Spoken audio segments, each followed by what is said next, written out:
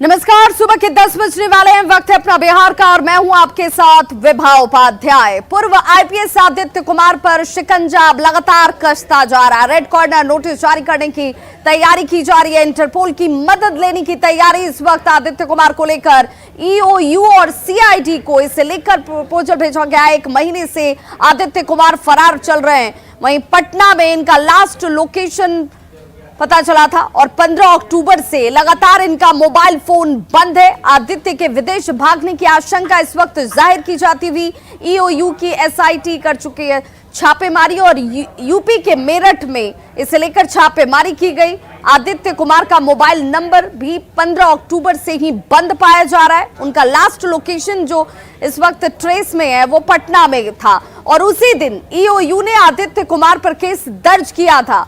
गया कि शराब कांड को खत्म कराने के लिए उसने पटना हाईकोर्ट के चीफ जस्टिस संजय करोल के नाम पर डीजीपी संजीव कुमार सिंघल को कॉल करवाया था।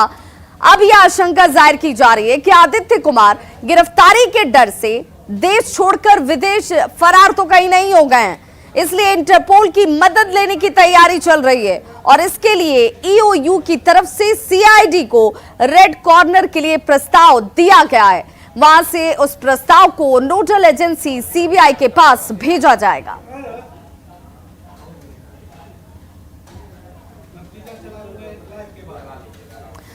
और इस बड़ी खबर पर हमारे सहयोगी संजय हमारे साथ इस वक्त सीधे लाइव जुड़ गए हैं। संजय, आदित्य कुमार 1 महीने से फरार हैं, कोई ट्रेस उनको लेकर अब तक नहीं मिल पा रहा है और अब जिस तरह की खबरें आ रही हैं कि रेड कॉर्नर नोटिस जो है उसकी तैयारी की जा रही है, तो क्या अब यह संभव माना जाए कि बहुत जल्द आदित्य कुमार गिरफ्त में होंगे?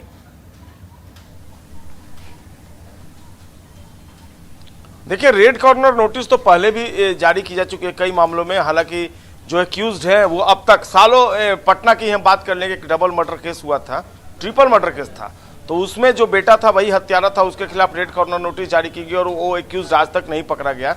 ये सब औपचारिकता है। दरअसल देखिए, कुल मिलाकर देखा जाए तो बिहार पुलिस महकमे की किरकिरी हो रही है आदित्य कुमार के मामले में। और आदित्य कुमार के मामले में एक तरफ रेड कॉर्नर नोटिस जारी करने के लिए पहल की गई है। इकोनॉमिक ऑफेंस यूनिट की तरफ से सीआईडी को प्रपोजल भेजा गया है। जो सीबीआई है वो नोडल एजेंसी है, तो जो सीआईडी डिपार्टमेंट है वो सीबीआई को भेजेगा। रेड कॉर्नर नोटिस भी जारी की जाएगी और यही प्रोसीजर होता है इसमें। और ऐसी आशंका जब होती है कि जो एक्यूज्ड है वो विदेश में भाग सकता है, तब इस तरह की प्रक्रिया अपनाई जाती है। दरअसल इस पूरे मामले में बिहार पुलिस महकमा के जो भी अधिकारी हैं उन्हें बोलते नहीं बन रहा है। डीजीपी पहुंचे थे सोनपुर मेले में और जब उनसे आदित्य कुमार के मामले में बात की गई, चूंकि फोन डीजीपी को ही गया था, चीफ जस्टिस बनकर के फर्जी कॉल अभिषेक अग्रवाल ने किया था। अभिषेक अग्रवाल 15 अक्टूबर को केस दर्ज होने के बाद गिरफ्तार हो जाता है, लेकिन आदित्य कुमार क्यों नहीं गिरफ्तार हो पाता है? जाहिर सी बात है, कई सवाल हैं जिसका जवाब देते नहीं बन रहा है पटना। बिल्कुल संजय, अभिषेक कुमार की गिरफ्तारी हो जाती है लेकिन आदित्य फरार हो जाते हैं, तो ये भी सवाल उसी पुलिस महकमे पर उठता है, उसकी कार्यशैली पर उठता है कि अगर आप खोजबीन में लगे हुए थे, मामला दर्ज किया जा रहा था, सारे साक्ष्य आपके पास थे, इसके बावजूद आदित्य कुमार फरार कैसे हो गया? बिल्कुल, और सवाल तो वाजिब ही है ना। और सवाल जब डीजीपी से पूछा जा रहा है, जो बिहार पुलिस के मुखिया हैं, तो उनको जवाब देते नहीं बन रहा है। और फोन कॉल्स भी उन्हीं को आया था। ठीक है, इकोनॉमिक ऑफेंस यूनिट जांच कर रही है, लेकिन आप तो डीजीपी हैं, किस तरह से मॉनिटरिंग कर रहे हैं इस पूरे मामले की, किस तरह की कार्रवाई हो रही है, ये देखना आपका काम है। और एक और बात, आप ठीक है रेड कॉर्नर नोटिस जारी करने के लिए आपने पहल कर दी, लेकिन इधर एंटीसिपेटरी बेल के लिए भी आदित्य कुमार ने फाइल कर दिया है विशेष अदालत में पटना में, और आज इस पर सुनवाई होती है। और देखना होगा इस पूरे मामले में अब न्यायालय का क्या रुख होता है। अगर एंटीसिपेटरी बेल के लिए वो उनको मौका मिल रहा है, वकील के माध्यम से एंटीसिपेटरी बेल फाइल कर रहे हैं, तो जाहिर सी बात है ये सारा सवाल बिहार पुलिस के लिए ही है। और देखना होगा बिहार पुलिस जो अपने दामन पर जो उनके जो दाग लगा है उसको छुड़ाने के लिए अब किस तरह से पहल करती है, कितनी जल्द गिरफ्तारी हो पाती है। तमाम दावे तो आप कर रहे हैं, लेकिन आपका जो दावा है वो एक्शन मोड में दिख नहीं रहा है। लिहाजा जो आदित्य कुमार है उनके लिए आपने कई टीमें जो है वो गठित कर दी, छापेमारी का दावा कर रहे हैं, लेकिन आदित्य कुमार है कहां, इस बात की भनक बिहार पुलिस के अधिकारियों को नहीं लग पा रही है। और इकोनॉमिक ऑफेंस यूनिट के अलावा कई टीमें लगी हुई हैं उनकी गिरफ्तारी के लिए भी। बिल्कुल संजय, और इस बीच डीजीपी साहब का जो रवैया है, जब सवाल उनसे पूछा जाता है तो स्पेक्युलेशन मत लगाइए, इस पर किसी तरह की ये हो सकता है वो हो सकता है पर सवाल मत पूछिए, लेकिन कई मामलों के जवाब तो उन्होंने जिस तरीके से दिए ये लगता है कि वो खुद भी इस मामले को लेकर बहुत ज्यादा गंभीर नजर नहीं आते। भले मीडिया के सामने गंभीरता दिखाने की कोशिश ना बोलकर दी जा रही हो, लेकिन कार्रवाई के तौर पर तो कोई गंभीरता दिखती नहीं है। देखिए, मैं आपको बता दूं कि सबसे पहले न्यूज 18 ने ही उनसे सवाल किया था इस मामले में, आदित्य कुमार के मामले में, और हमारे संवाददाता जब गए थे वहां पर BMP 5 में, तो उनसे सवाल किया गया था और वो पूरी तरीके से जवाब से संतुष्ट नहीं कर पाए। सवाल यही है कि आप बिहार पुलिस के मुखिया हैं, ठीक है, तो आप जब मुखिया हैं तो आप ही से सवाल किया जाएगा ना कि आपकी इकोनॉमिक ऑफेंस यूनिट किस तरह से कार्रवाई करती है कि अब तक आदित्य कुमार गिरफ्तार नहीं किए गए। आप सीधे तौर पर यह कह देते हैं कि इकोनॉमिक ऑफेंस यूनिट देख रही है, क्या देख रही है? आप इस बात की जानकारी तो देंगे कि किस तरह से आपका एक्शन मोड जो है वो चल रहा है, आदित्य कुमार को कहां कहां खोजा गया, क्यों ट्रेसलेस है, तमाम तरह के सवाल है और ये सवाल वाजिब है, अपनी जगह पर है। आपको इसका जवाब जो है सही ढंग से देना चाहिए और मीडिया को फेस करना चाहिए। बतौर डीजीपी भी और खुद आपको ही कॉल जाता है। ये तमाम जिन कॉलों को लेकर के चर्चा चल रही है, जिस तरीके से आपको ही कॉल गया, अगर उस पर स्पष्टीकरण मांगा जा रहा है, उस पर कहां तक आपकी कार्रवाई पहुंच रही है, तो ये जवाब भी अधिकृत आप ही हैं देने के लिए। फिर इस सवाल से झल्लाने का क्या मतलब है?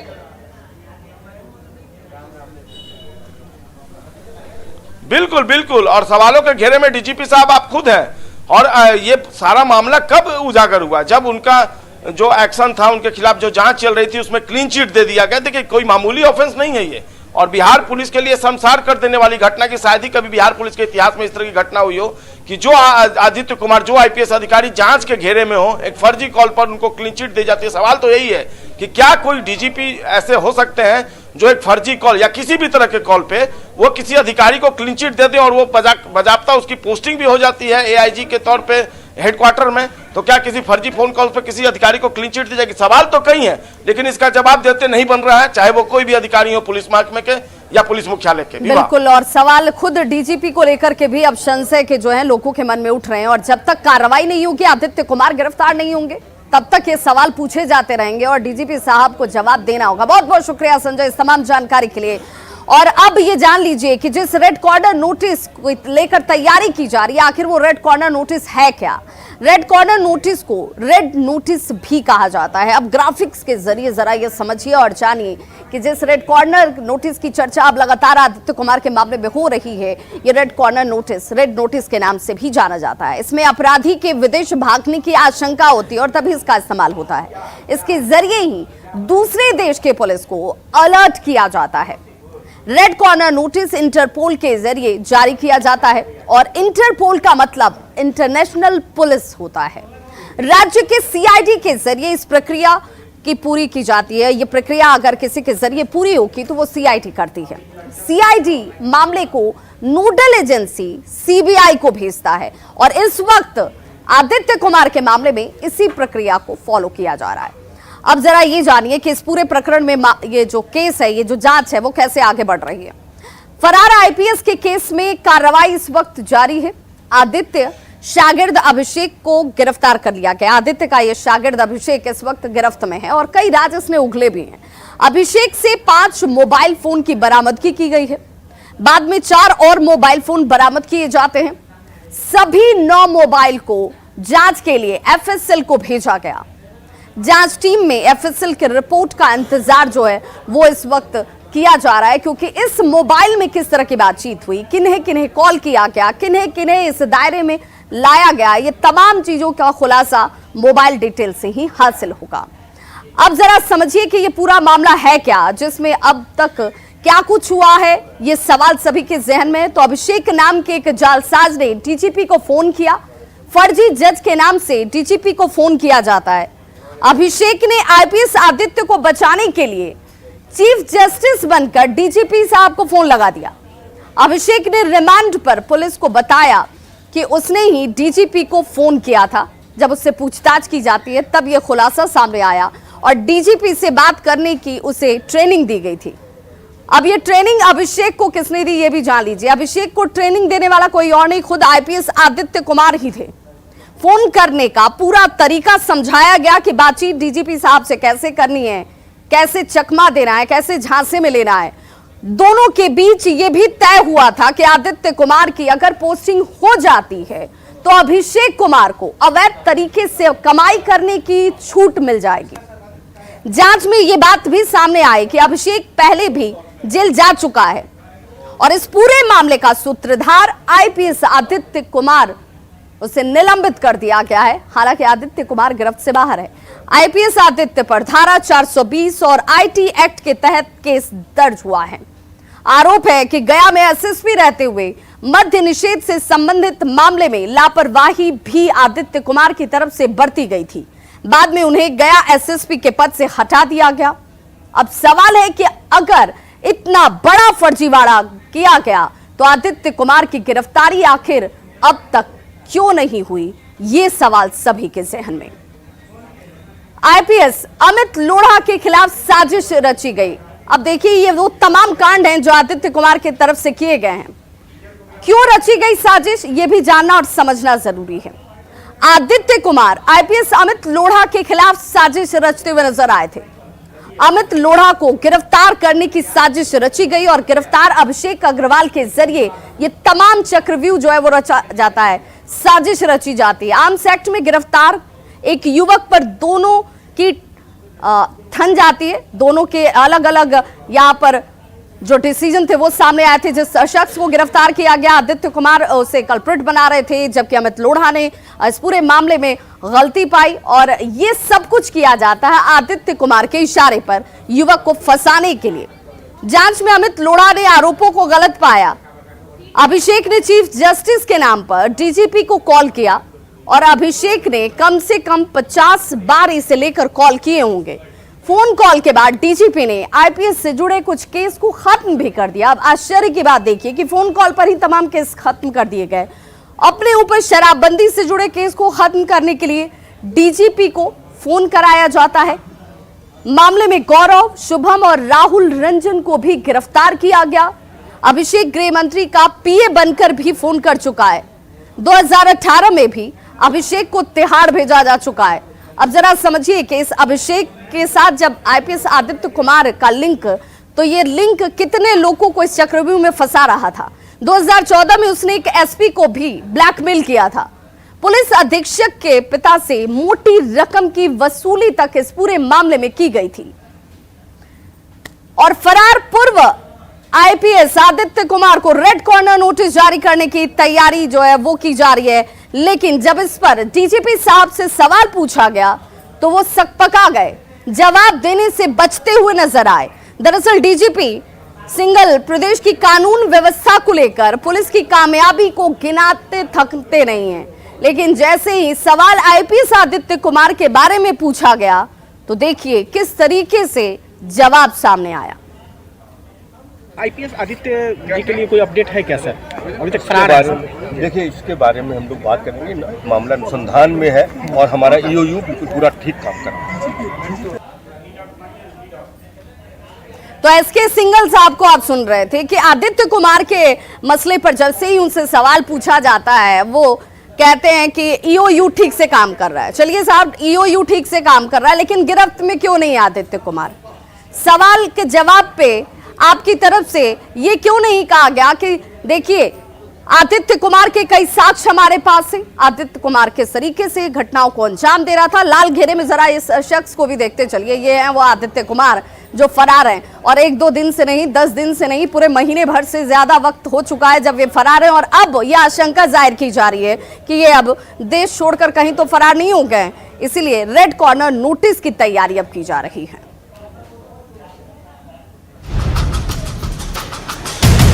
जिसने रची सीनियर आईपीएस की गिरफ्तारी की साजिश,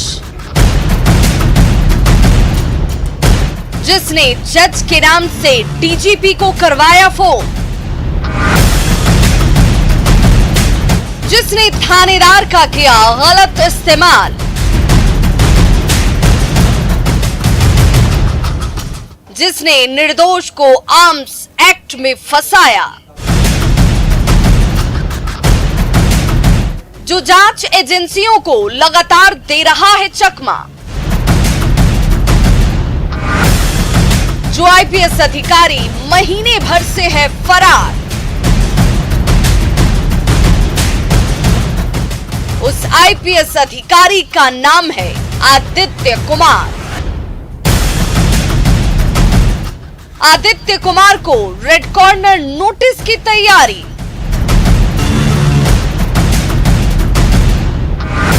आईपीएस आदित्य पर कसा शिकंजा। तो बिल्कुल एक तरफ शिकंजा कस रहा है, रेड कॉर्नर नोटिस की तैयारी चल रही है, लेकिन आदित्य कुमार गिरफ्त से बाहर है। बड़ी खबर समस्तीपुर से आ रही है, जहां पर कारोबारी के घर पर अंधाधुंध फायरिंग की गई है। बालू गिट्टी कारोबारी के घर पर यह अंधाधुंध फायरिंग की घटना को अंजाम दिया गया। 8 से 10 की संख्या में बदमाशों की तरफ से फायरिंग की गई है। विभूतिपुर के मनायल टोल की ये घटना, जहां पर घटना स्थल से दर्जनों खोखा की बरामदगी हुई है। तस्वीरें इस वक्त आपके टीवी स्क्रीन पर। दहशत में कारोबारी का ये पूरा परिवार इस वक्त है, क्योंकि बालू गिट्टी कारोबारी के घर पर ताबड़तोड़ फायरिंग की गई। 8 से 10 की संख्या में बदमाश पहुंचे और उसके बाद फायरिंग की घटना को अंजाम देकर फरार हो चुके हैं। और फायरिंग के निशान आपको हर तरफ नजर आ जाएंगे, चाहे वो दीवार हो, मकान हो, और खोखे की बरामदगी भी घटना स्थल से की गई है।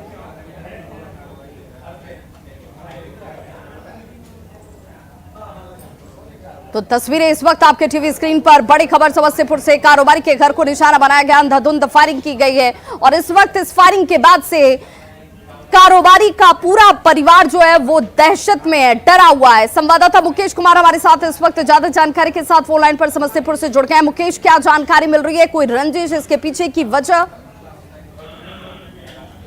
जी, समस्तीपुर के विभूतिपुर के मनारे टोल की ये घटना है, जहां पर अपराधियों के द्वारा फायरिंग की गई और इस अंधाधुंध फायरिंग में हालांकि किसी को कोई नुकसान नहीं हुआ, लेकिन जिस तरह से दर्जनों राउंड गोली वहां पे चलाई गई है, लोग काफी दहशत में हैं। घटनास्थल पर सूचना पर विभूतिपुर पुलिस पहुंचकर करीब दर्जन भर से अधिक खोखा बरामद की है और मामले की जांच में जुट गई है। और प्रथम दृष्टया जो मामला सामने आया है, मामला जमीनी विवाद से जुड़ा हो सकता है और जो जानकारी मिली है पूर्व से, जो बालू गिट्टी के कारोबारी है उनका और गांव के ही एक व्यक्ति के साथ 9 कट्ठे जमीन को लेकर विवाद चल रहा था और उसी विवाद के वजह से अपराधियों के द्वारा इस तरह की घटना को अंजाम दिया गया है। इस तरह की आशंका व्यक्त की जा रही है। जी चलो, बहुत बहुत शुक्रिया मुकेश इस तमाम जानकारी के लिए। तो समस्तीपुर से बड़ी खबर, विभूतिपुर के मनाया टोल की यह घटना, जहां पर कारोबारी के घर को देखिए कैसे निशाना बनाया जाता है। 8 से 10 की संख्या में बदमाशों की तरफ से ताबड़तोड़ फायरिंग की गई। और बड़ी खबर नवादा से, जहां पर सामूहिक सुसाइड केस में एक बड़ा अपडेट सामने है, जिसमें सभी 4 शवों का अंतिम संस्कार किया जाएगा। बिहारी घाट पर यह अंतिम संस्कार होगा। बड़ा बेटा अमित कुमार नवादा पहुंचा हुआ है और जिला प्रशासन की मौजूदगी में अंतिम संस्कार की प्रक्रिया जो है वो पूरी की जाएगी। ये तस्वीरें इस वक्त आपके टीवी स्क्रीन पर। आपको बताते चलें कि कर्ज के दबाव में जिस तरह की खबरें सामने आ रही हैं, 6 लोगों ने खुद जहर खाकर अपनी जान देने की कोशिश की थी और 5 लोगों की पहले मौत हो जाती है। एक बेटी जो इलाजरत थी उसने भी दम तोड़ दिया है और 6 लोग जिन्होंने जहर खाया था उन सभी की मौत हो चुकी है। हालांकि बड़ा बेटा पहुंचा हुआ है और उसी की तरफ से मुखाग्नि की पूरी प्रक्रिया को पूरा किया जाएगा। सामूहिक सुसाइड केस में अब अपडेट ये भी कि जांच शुरू हो चुकी है। जिस तरीके से अब बयान सामने आए मरने से पहले मृतकों के और जिस तरीके से एक लेटर की बरामदगी की गई है, कई मैसेजेस मोबाइल पर पुलिस के हाथ लगे हैं और उस आधार पर जिन जिन लोगों के नाम का जिक्र किया गया है कर्ज को लेकर दबाव देने में, वैसे तमाम लोगों तक अब पुलिस की कार्रवाई पहुंचने वाली है। 2 लोगों को हिरासत में भी लिया गया है।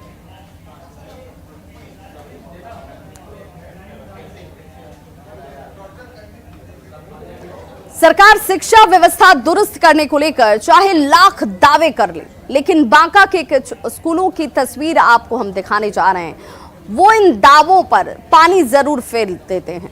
ये तस्वीर अपने आप में सवाल खड़े करते हैं। दरअसल चंदन नगर स्थित नवसृजित प्राथमिक स्कूल 11 वर्षों से भवन विहीन है, जिसके चलते स्कूल के छात्र गांव के ही हनुमान मंदिर के बरामदे में बैठकर पढ़ने को विवश हैं।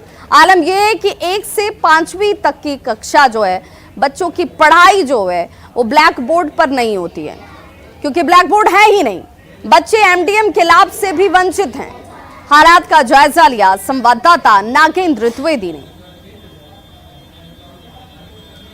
बिहार में शिक्षा व्यवस्था को लेकर सरकार की ओर से बहुत सारे दावे किए जाते हैं, लेकिन आए दिन शिक्षा व्यवस्था की पोल खुलती दिखती है।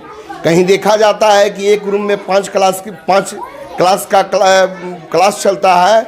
वहीं मैं अभी फ़िलहाल बांका मुख्यालय से 2 किलोमीटर दूर चंदन नगर में है, जहां कि आप देख सकते हैं कि एनपीएस चंदन नगर है, नव सृजित चंदन नगर विद्यालय, जो कि 2011 से अस्तित्व में है, लेकिन आज तक इसका कोई भवन नहीं है और बच्चे चंदन नगर स्थित हनुमान मंदिर के बरामदे में बैठकर पढ़ते हैं। इस स्कूल में 1 क्लास से 5 क्लास तक के 64 बच्चे नामांकित हैं और रोजाना तौर पे देखा जाता है कि 50 बच्चे उपस्थित होते हैं। आप देख सकते हैं कि स्कूल के जो बरामदे में एक रूम है वो सार्वजनिक यहाँ पर पुस्तकालय बना था, लेकिन ग्रामीणों के सहयोग से ये स्कूल चलाने के लिए यहाँ पे अनुमति दिया गया और फिलहाल इस रूम को कार्यालय के रूप में परिवर्तित कर दिया गया है। किस क्लास में पढ़ती हो? 5। स्कूल का नाम क्या है? चंदन नगर चमरेली। चंदन नगर चमरेली। हाँ। अच्छा, इस स्कूल में पढ़ाई कैसे होता है? यहाँ पे ब्लैक बोर्ड नहीं है? इस सर ने पढ़ाता है। अच्छा, ब्लैक बोर्ड नहीं है? नहीं। तो कैसे पढ़ाता है? केवल बोल के? हाँ, पढ़ाने की दिक्कत होती है। अच्छा, कैसे पढ़ पाती हो तुम लोग? बोर्ड नहीं है? नहीं। क्लास वाइज कॉपी ले करके बच्चों को लिख देते हैं। ब्लैक बोर्ड की भी व्यवस्था नहीं है? ब्लैक बोर्ड का भी है ही नहीं, फंड ही नहीं है इसमें। तो सरकार का कहना है कि 2014 के बाद से स्कूल के लिए, नवसृजित विद्यालय के लिए या प्राथमिक विद्यालय के लिए कोई फंड नहीं है, जबकि यहाँ पर लगभग हमको लगता है कि 1.5 एकड़ से ज़्यादा जमीन है चंदन नगर में। यहाँ पर सरकारी व्यवस्था होने के बावजूद भी बच्चों को एमडीएम का लाभ नहीं मिल पा रहा है। नागेंद्र, न्यूज़ 18 बांका। छपरा के मढ़ौरा में उत्तर मध्य क्षेत्र सांस्कृतिक केंद्र प्रयागराज की ओर से माटी के रंग कार्यक्रम का आयोजन किया गया और इस कार्यक्रम में बिहार के साथ साथ राजस्थान, मध्य प्रदेश, त्रिपुरा और उत्तर प्रदेश के कलाकारों ने अपनी माटी से जुड़े हुए कार्यक्रमों को प्रस्तुत किया है। देर रात तक चले इस कार्यक्रम में दर्शक देश के विभिन्न राज्यों की संस्कृति की झलक दिखाते नजर आए और जो यहाँ दर्शक मौजूद थे वो मंत्र मुग्ध होते नजर आए।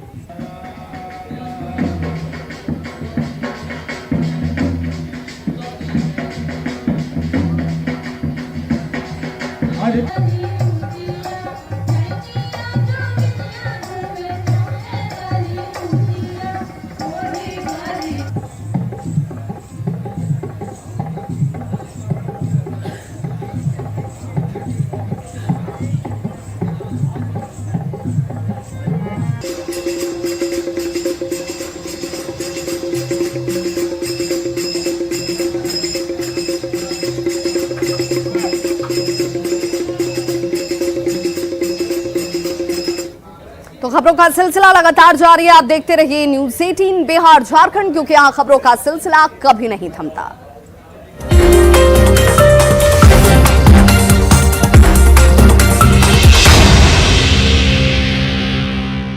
Headlines presented by